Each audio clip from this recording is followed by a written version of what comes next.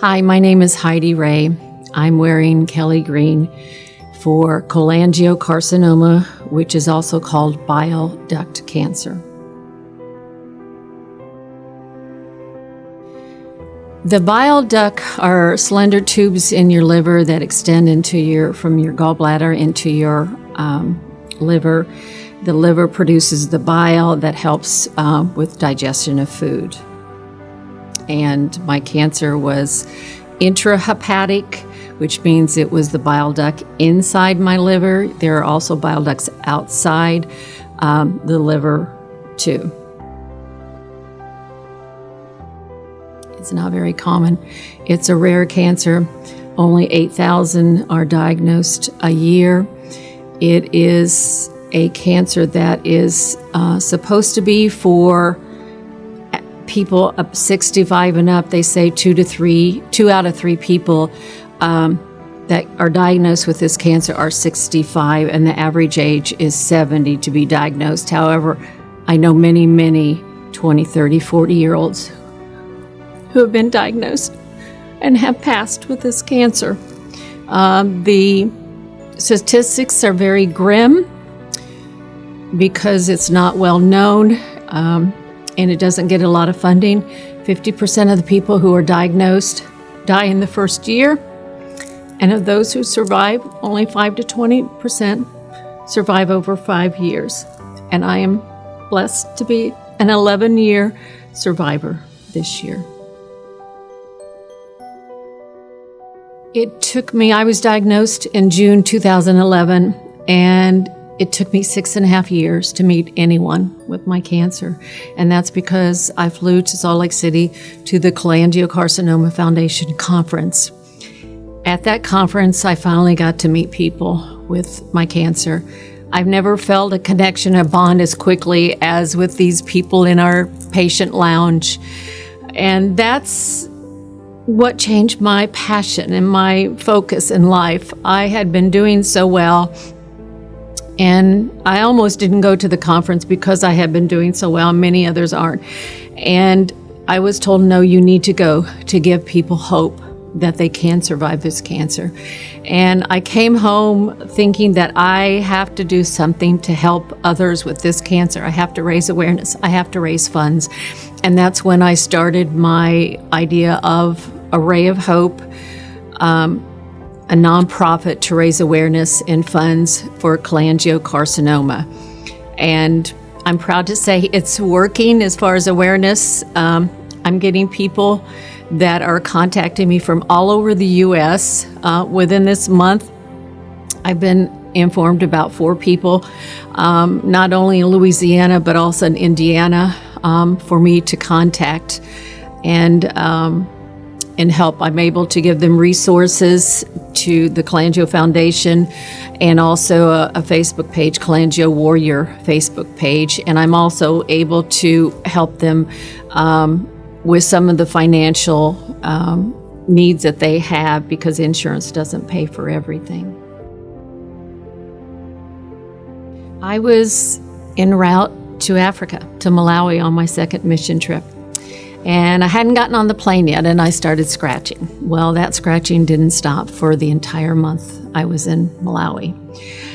I was scratching from head to toe, every inch of me, and I was miserable. I had scabs all over my legs. I did get Benadryl and some cream. I had seen the hospitals there, and I didn't want to go to the hospitals there, so I was trying to self-treat. My husband went home early. I said, get me an appointment the day I come home. And at the airport, my friend looked at me and said, Heidi, your eyes are yellow. My first thought was hepatitis, but I'd had my hepatitis shot. I got home early in the morning. My appointment was like at 4 o'clock that afternoon. I called because I literally could not stand it another second. They got me in with a new doctor I'd never seen before. And she did something which was like a miracle. She diagnosed me in 24 hours. She was a regular family practice doctor. She had me, she talked to me at length. She sent me for testing, called me, said, Heidi, something's going on with your liver numbers. Get an MRI tomorrow, be in my office at 11. what takes some people up to 2 years to be diagnosed took me 24 hours. And I think Dr. Skiro saved my life because of that. She also looked at my family history of cancer, 4 generations, very strong cancer, and said I need to see a geneticist. And I found out I had Lynch syndrome. It is an inherited gene that predisposes people to all these other cancers. It particularly runs in families with colon cancer. I have up to an 80% chance of getting colon cancer, which is what my dad was diagnosed at 35 and died at 41. He had 5 brothers that also had colon cancer, and I have many cousins that have also had colon cancer. So now I can be proactive, get a colonoscopy every year, and I have to get all these other body parts checked to make sure I don't get cancer. And so I'm also trying to inform people about Lynch syndrome also, because being proactive can save your life. Yes, the itching is one of the signs. The symptoms are you can have changes in your bowel, changes in your urine, itching. You can have pain. Lots of people have pain in different places, a fever.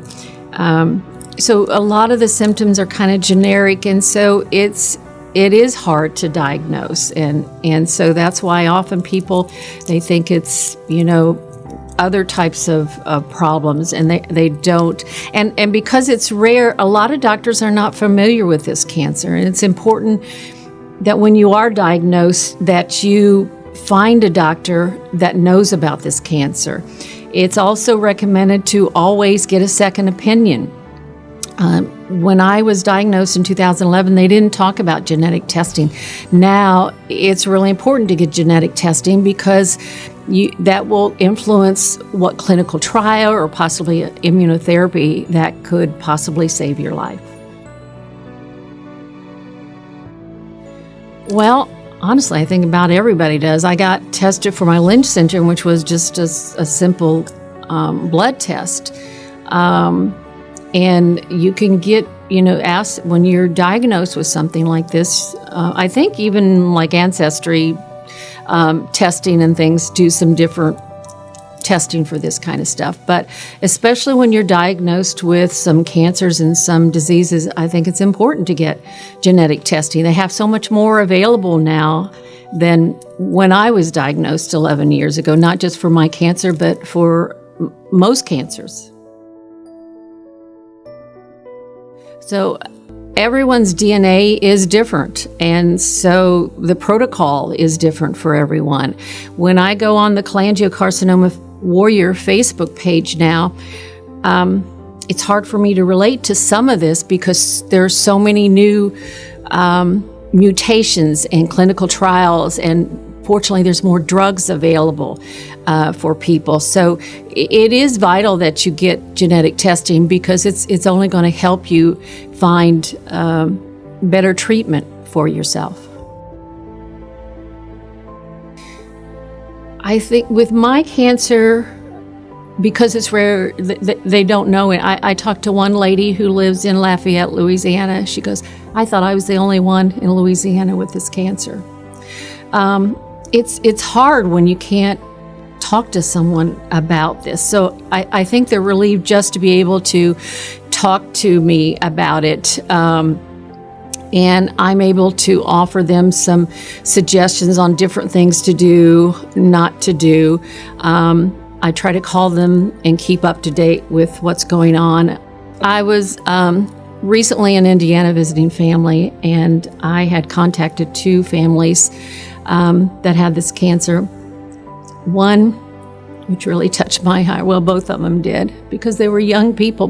One was a man who was only 45, and his wife had just had his 7th child. And remember, this is supposed to be a cancer for 65 and older. And I, was able to, talk to them, and she thanked me, his wife, and when I came up to him, it was the first time we met him, he gave me a big hug. And so I think he was happy to be able to talk to someone. I know I would have loved to have had someone to talk to about my cancer when I was going through it. I had some gifts for them from the foundation that I've gotten, some armbands and some other things. I made them a garden flag for bile duct cancer. I just want them to know that I'm there for them. And, it's very scary when you go online and read about it because of the statistics. Thank you. And so I just want them to know they're not alone. I did feel alone with my cancer, but I made it through, and I am here to try to help other people with this cancer make it through. I pray for them, and I just wish the best, and praying that we do have some significant changes that will help these people. It's really hard knowing these people, and then when they pass, and it's hard for me as a 68-year-old survivor to know why I'm still alive. And so it makes me work harder to raise awareness and funds. My funds go, the majority go to the Cholangio Foundation for research. And then, like I said, I also have some set aside because of, to help them if they need to go to MD Anderson for treatment, or Southern Louisiana, we have storms, we lose electricity. And I can replenish the refrigerator and freezer for them. So, but I think that it helps when I call just to know someone else has been there and done that. And then I can offer some advice and some suggestions for them. I have had survivor's guilt for many years, but it has made me a stronger person. It has made me realize that God has a purpose for me, and I need to make sure that I take advantage of it and do all I can for this. My friends have said don't, and even my friends with this cancer said don't ever feel guilty for surviving. But it's hard not to. I've lived an amazing, wonderful life with so many experiences. When I see 20, 30, 40-year-olds with their whole lives ahead and with children, it's hard. But it keeps me going and knowing that one day we're going to have some better treatments. And by 2040, intrahepatic bile duct cancer, liver intrahepatic bile duct cancer will be the third leading cause of cancer deaths, replacing breast cancer, which is awesome for breast cancer. But this is a cancer people haven't even heard about. And it's going to be the third leading cause of cancer deaths. So it's really important that right now we raise awareness and funds, to maybe keep this from happening in the future. And I believe we can if we work hard enough. And ever since I was, when I got involved with Unite, at first I didn't want to do it because I didn't want to take the place of someone who was newly diagnosed and needed this sisterhood. I was 8 years into it, and I was doing well. But they said, no, once again, you can bring hope to other people, even though it wasn't the same cancer. And it provided a wonderful sisterhood. I'm a retired teacher. I love learning new things. I'm a lifelong learner, and I learned so much about other cancers. And that also helped me to help other people with, particularly breast cancer. I can understand more of what they're going through. I also had a chance to highlight my cancer which is something that's important to me. I was in the 2019 class, and I've been involved with Unite ever since. In fact, my whole life kind of revolves around cancer in some way. It has certainly changed my life.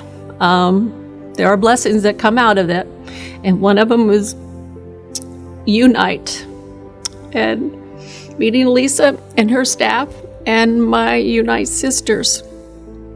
And I'm trying to do what I can, to help others, not only with my cancer, but with any cancer. I'm not sure why it's on the rise. I think that we are getting the word out about it, so more people are being diagnosed with it. I think people previously were probably misdiagnosed. They died of this cancer and people didn't realize it was bile duct cancer.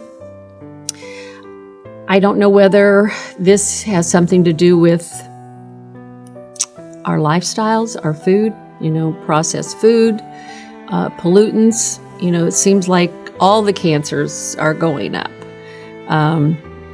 But I do think maybe it's going to be on the rise because it's going to be more noticed. And people are going to realize that what they had wasn't a liver cancer, but it was, a bile duct cancer, a specific kind of cancer.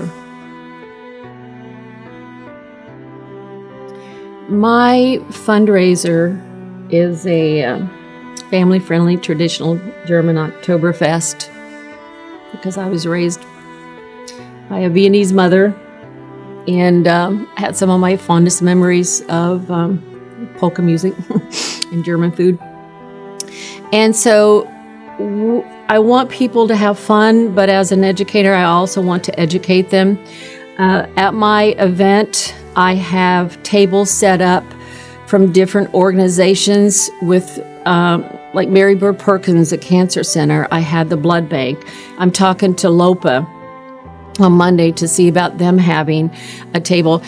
Just different resources that can help people, not just with bile duct cancer, but with any cancer, because I did not know what was available to me. And I was fortunate in that I could take a year off, a sabbatical, and I got 60% of my pay. But most people, if they had to take off work, they get maybe a few weeks sick week.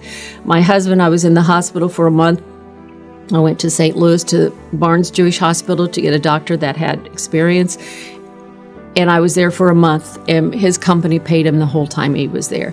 A lot of people don't have that option. And so I want them to know about resources available. I've contacted several other people that offer free house cleaning for people. Another man who is helpful in getting insurance to people, because I've had 2 cousins die because they didn't have insurance. And I'm trying to, have it. I will have a table, a whole booth set up with information about cholangiocarcinoma. People can't remember the word cholangiocarcinoma or spell it or say it. So I usually go by bile duct cancer. And as a former elementary teacher, I have bile duct games for the kids, like chuck-a-duck, fishing for ducks.